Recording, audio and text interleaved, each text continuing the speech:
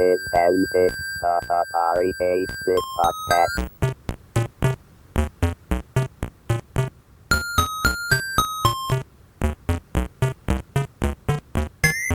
This is Antic, the Atari 8-bit podcast.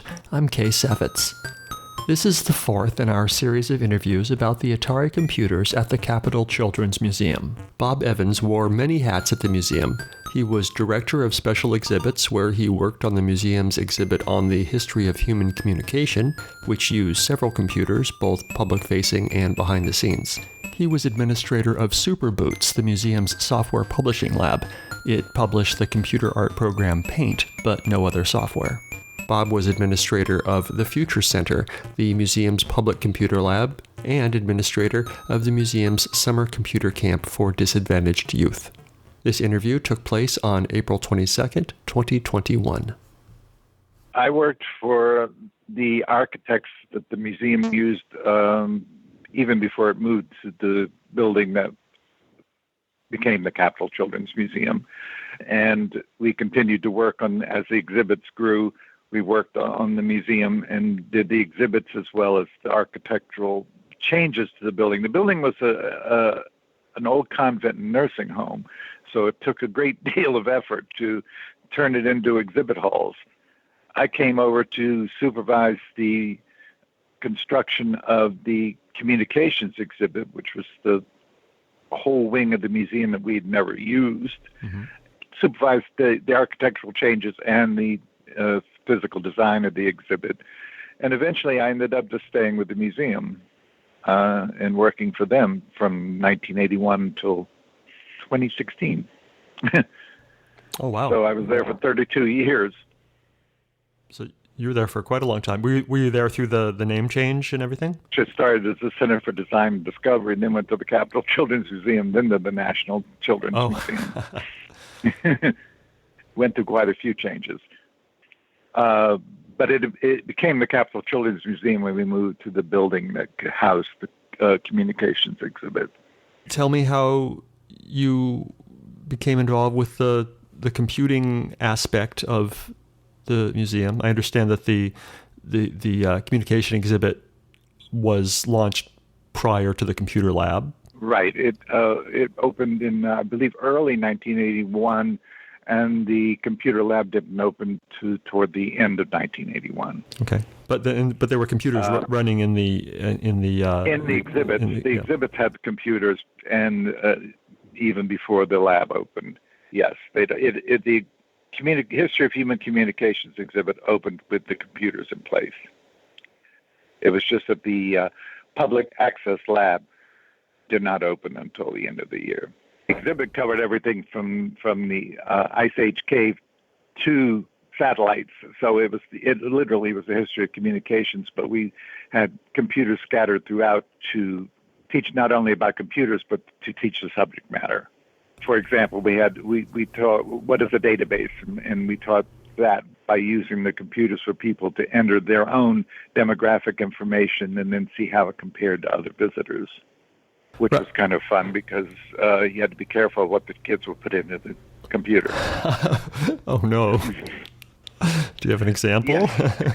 The least risque example was simply one question was, how old are you? And so the kids would want to fake it. You know, they'd put anything. So we had to come up with a way to get them back. Like if they'd put, 50 years old, we'd say, the computer would come back and say, pretty old for a kid, are you sure? Then to make them go back and change it. We couldn't do much with like their first name, where they were free to type in anything they wanted, which we pretty much had to go in every day and clean up. Oh, no, yeah. Yikes. So what else? Tell me about how the Future Center got started. And you told me before you were not involved with the acquisition of the computers from Atari. Is that right? No, yeah. I don't know how the Atari connection came about, or who initiated that. All I knew is that we were going to be having these large delivery of hundreds of, which amounted, I wouldn't say hundreds, but easily 50 at a time we would get sometimes, Atari computers, and so we had to be prepared to be able to use those and know that those were the ones that had to be programmed for the exhibits and figure out how they would be used. I think you're familiar with the example of centimeter eater was one of the things that we used the computers to do to show it, so we can show how you can measure linear distances. Yes, Anne mentioned that, and one of the articles I read said that there was a speech synthesis program running. The computer would talk to the kids. Do you remember any other uses in the exhibit?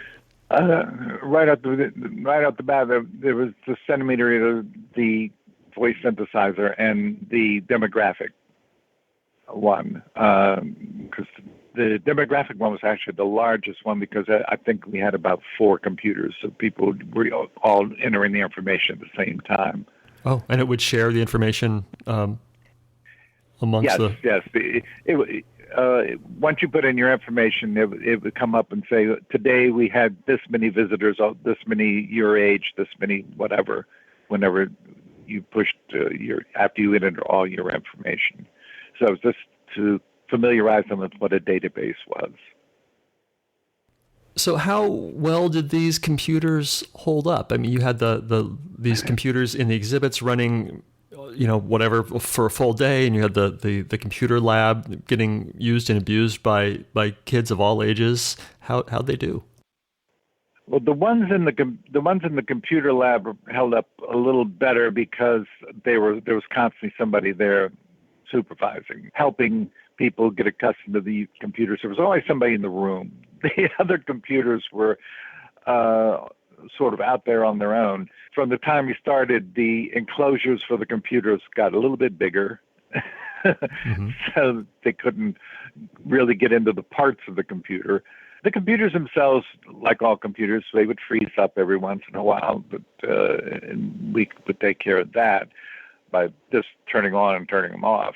We found out that we still weren't totally sure if it was parents, our kids, or both, would sometimes be able to break into the computer in a way that they could alter what was happening. Basically try to reprogram the computers and sometimes succeed. That was one problem.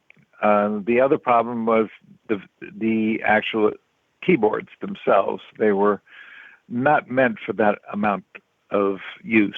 And not only would they stick sometimes, the kids somehow managed to pull off the actual keys, and they would disappear. You would find a computer with no key. Mm-hmm. And that was the most constant problem, was the physical keyboards. We finally got Atari to send us whole sets of keyboards where our technicians would just change out the keyboard, and then we eventually got them to send us the actual keys themselves so we could replace a key if it was missing.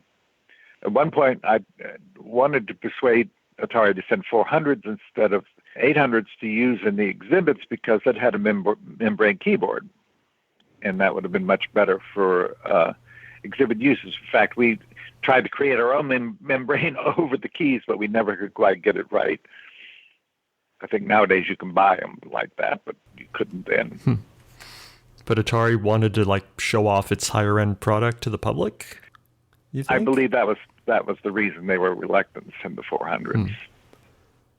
Though my understanding by that point, the 400s were almost as powerful as the 800s. So did you have a storage room with extra machines? Oh yes, a very large storage room with a lot of new machines and broken machines and parts for machines. Quite a large storage area. Wow.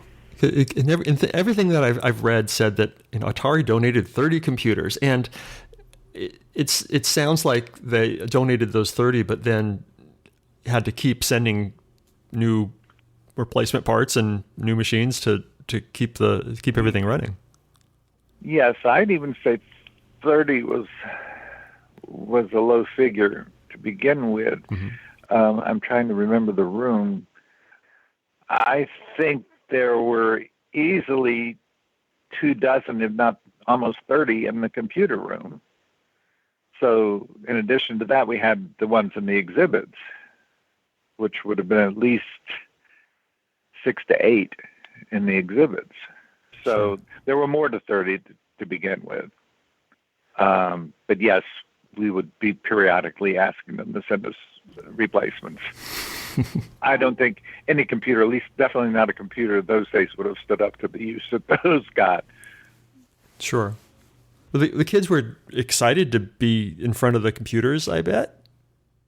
Yes, yes. Although you had the occasional one who was a little more advanced than the others as far as their exposure to exhibits, to computers, which is why they could actually fiddle with what the computer was doing. They knew enough to go in and do things. We also had the one that was connected to, what was it connected to? It could have been Major database. LexisNexis or CompuServe. CompuServe. It was CompuServe. They would constantly get the thing logged out. They would do things with it. That one was probably the most problematic one because it had the most structure to it, so that people could really do weird things. But that one surprised was the most unusual for a lot of people when they got there to find that. The kids were, depending on their age, were impressed with the use of that in the exhibits. Now, when you open the classroom doors later on, that really was an eye-opener for people because few people had seen. Well, it was the first public access computer classroom in the country, meaning that anybody could walk in and use the computers. It was before they were in libraries, before they were in anywhere, maybe but a few homes and a couple of classrooms. And that was an eye-opener for people. And the way we opened it was basically we had a library of software, and the people were told what we had, and they could request it, and then they could use that software. So it was a software library with a bunch of computers. Oh, how neat. How many software titles do you think you had? I mean, we're talking 10, 20, 100? Probably 30 or so. Mm-hmm. Pretty much everything that was available for the Atari at the time. Sure. Even the games. We had the games as well as the educational things. And, of course, the largest request was for the games. Of course. So you were administrator of the Superboots development laboratory. Can you tell me about that? Yes. Superboots was established later on. I have to figure out. I'd say it didn't come along really until 1982. And the idea of Superboots was that it would develop educational software, educational curriculum, all types of things. But its first early emphasis was on computer learning, because we'd already started the development of the paint program. It had already started, and it was incorporated then into Superboots and continued until it was ready for the public under that.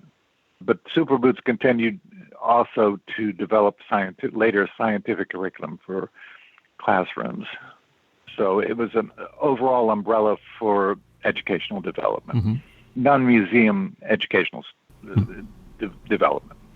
In the documentation, the articles I've read, most of them say that Superboots is coming out with Paint, a graphics program for the Atari computer, and will be releasing many other educational software titles commercially in the future, and none ever came out. Can you talk about that? I think the emphasis got switched after Paint came out. And like I said, Paint, the development of Paint started even before Superboots. It was finished after Superboots had been established. The museum broadened its outlook into hands-on scientific learning. Actually, the emphasis was switched to scientific learning and away from computer-based learning. I see. So there was so much else going on in the country for people developing computer software. It was not the best fit for us to try and compete with the large publishing companies that were doing software. We did more of the hands-on scientific learning for classroom teachers. That makes sense. Do you know how well Paint sold? I have no idea. But did it make money for the museum? Did you feel like it was ultimately worth your time?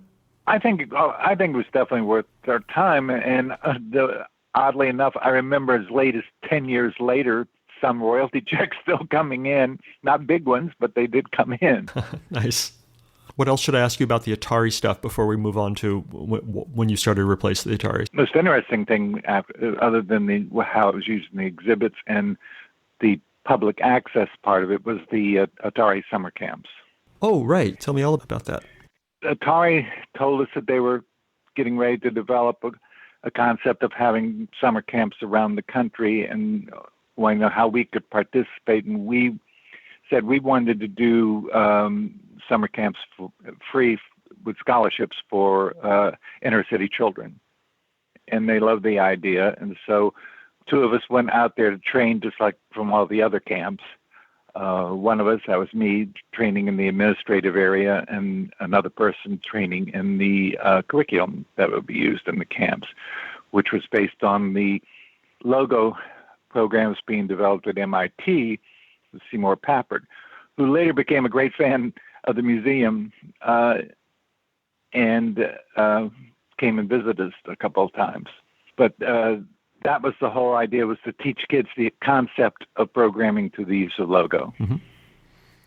So you went out to Atari to learn their summer camp curriculum and administration techniques, but then you weren't an Atari summer camp. You just sort of used their ideas for your own camp. Is that right?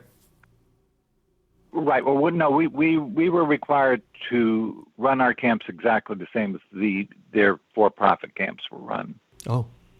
It's just that we gave scholarships, and our camps were free and were for inner city children who were selected by their teachers in the nearby schools, mm-hmm. Elementary schools. How many kids would you have every summer, do you think? I think each camp session, I believe, lasted for a week, and we probably had 8 sessions of 1 week each, in which there were, I think, around 24 kids. Mm-hmm.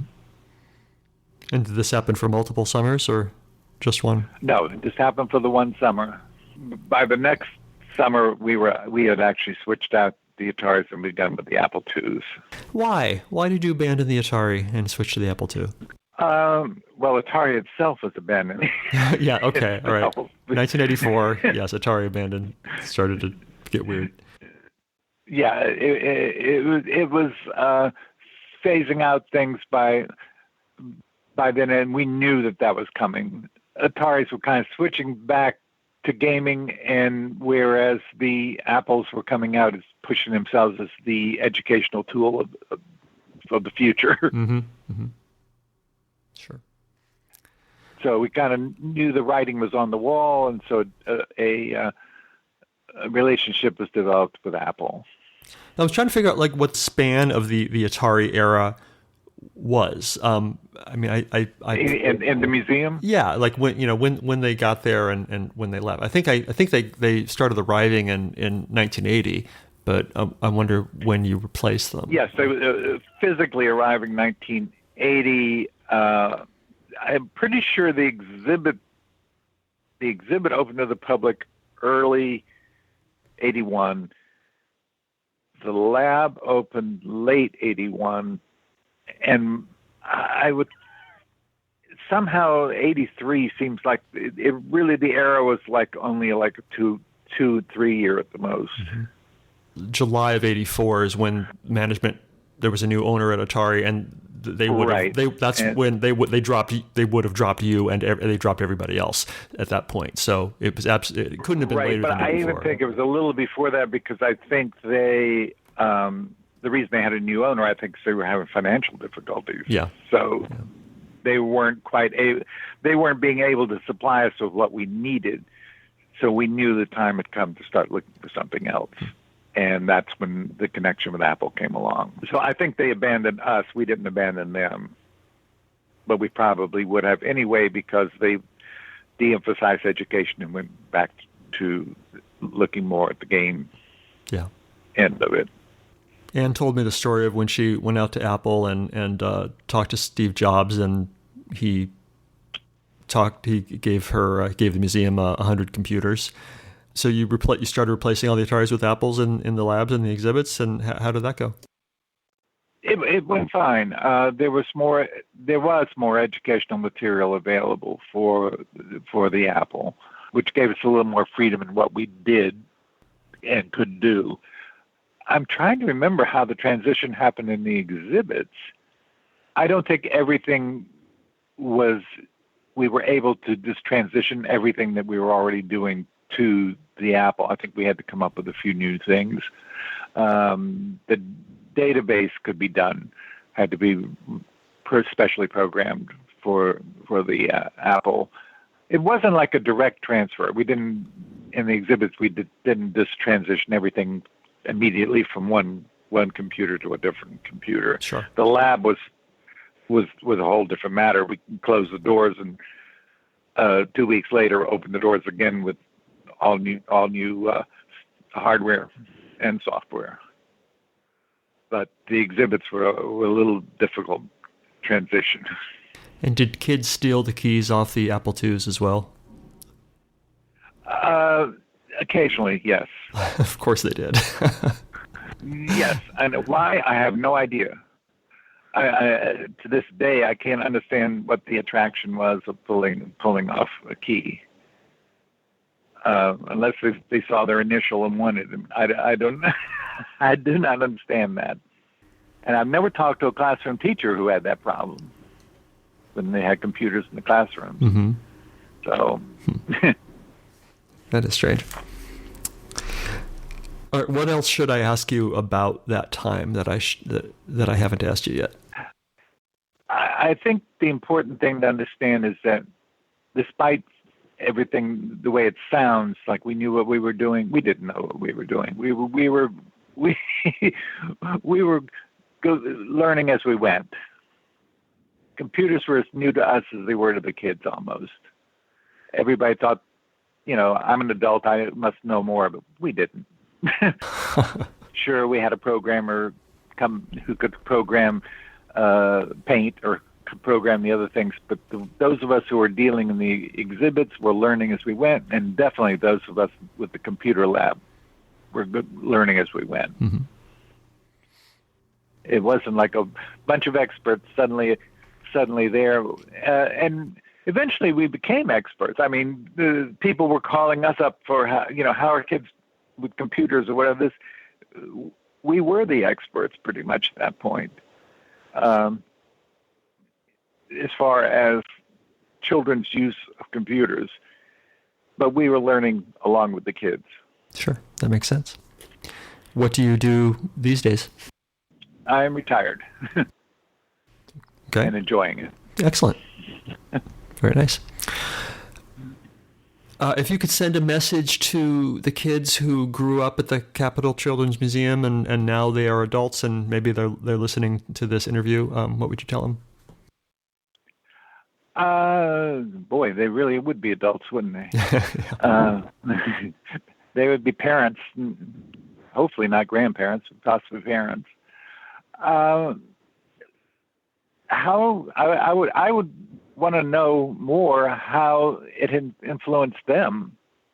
Did it in any way open their eyes to things that they didn't know before? I mean, how many went home suddenly demanding the next Christmas to get a computer to their parents? Sure, I bet it affected some lives in ways that you'll never know. Exactly.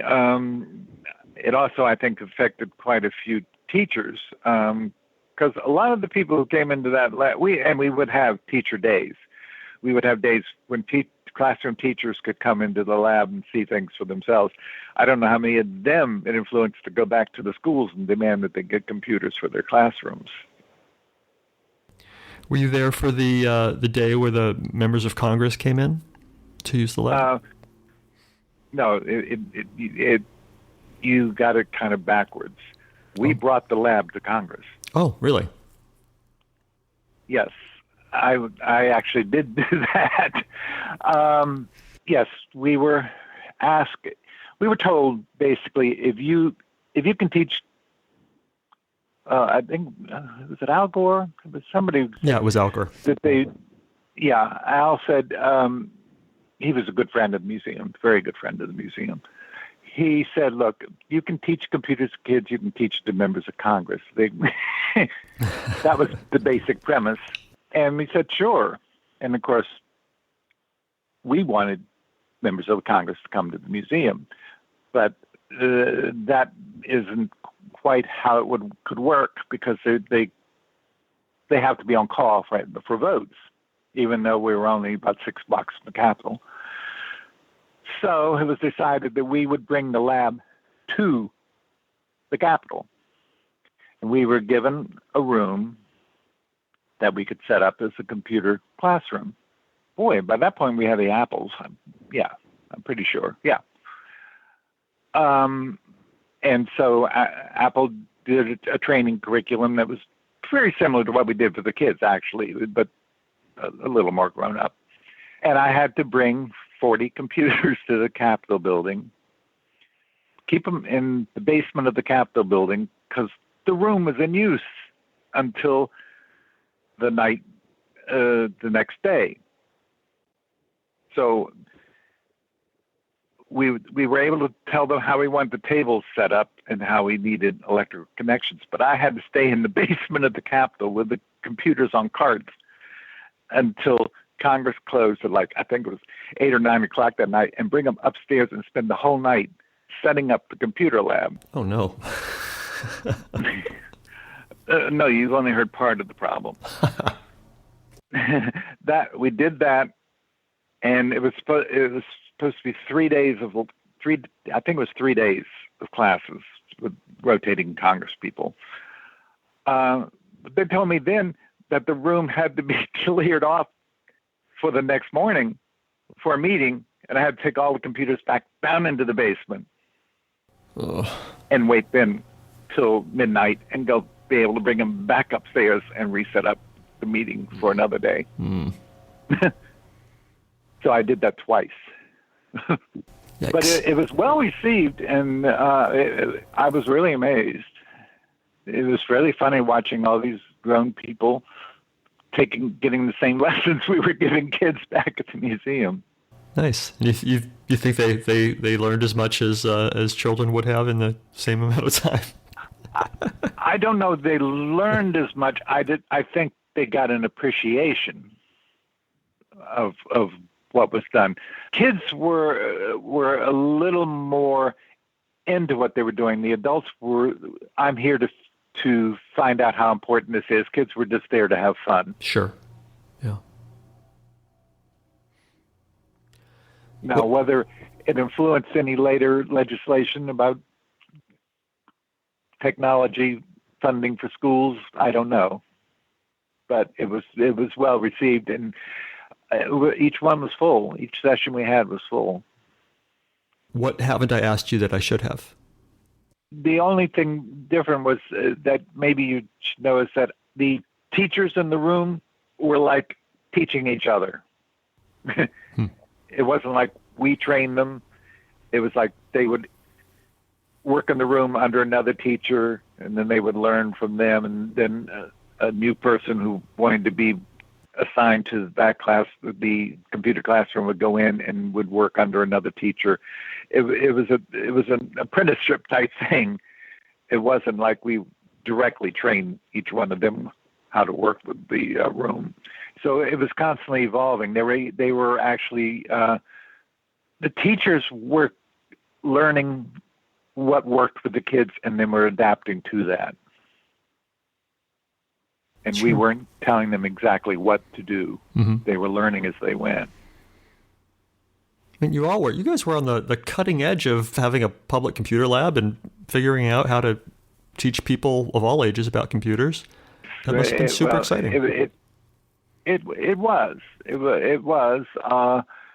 nerve-wracking but exciting at the same time. 'Cause like I said, we were one step ahead of the kids. That's all. The real question I have is, I would love to know where all those Ataris ended up.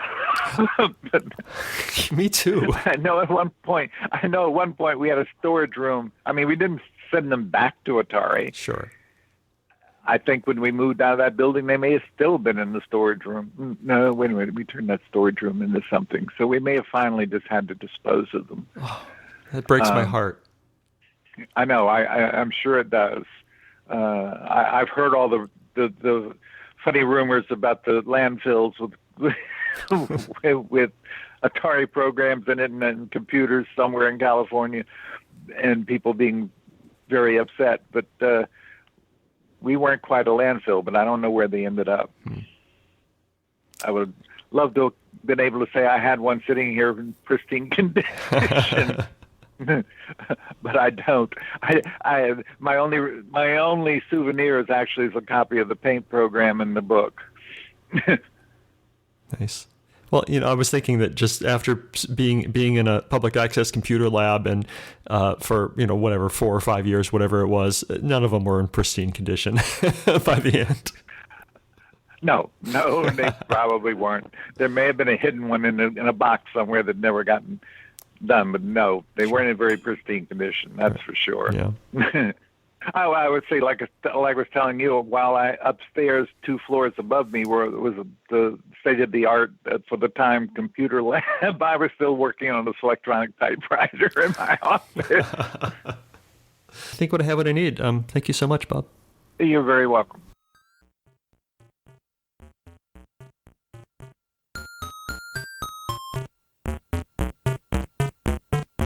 If you enjoy these interviews and would like to contribute, make a tax-deductible contribution to the Internet Archive, a nonprofit digital library that has done incredible things to preserve computer history. Make your tax-deductible contribution at archive.org/donate. Thanks.